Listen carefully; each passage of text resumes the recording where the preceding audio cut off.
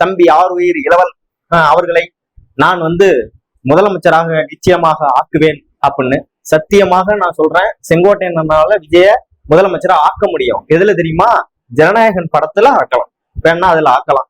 என்னமோ இவர் வந்து எல்லா முதலமைச்சர் மேனுபேக்சரிங் மிஷினா அவரு செங்கோட்டையன், இல்ல முதலமைச்சர் மேனுபேக்சரிங் மிஷினான்னு கேக்குறேன். என்னமோ இவர் அந்த அருகதை இருந்தாதான் இவருக்கு கட்சியிலே ஒரு இடம் கிடைக்கல, கட்சியை விட்டு செருப்பால் அடிக்காத பதியா வச்சு விட்டாங்க.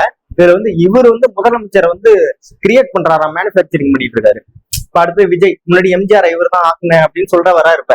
எம்ஜிஆர் ஆக்குனேன், ஜெயலலிதா ஆக்குனேன், எடப்பாடிய ஆக்குனேன், இப்ப வந்து விஜய் அது போல நான் முதலமைச்சர் ஆக்குவேன், நான் வந்து உங்களுக்காக உழைக்கவே காத்து கொண்டிருக்கிறேன், நான் ஏன் சொல்லுகிறேன் என்று சொன்னால் அப்படின்னு பல்வேறு கருத்தை சொல்லுவாரு.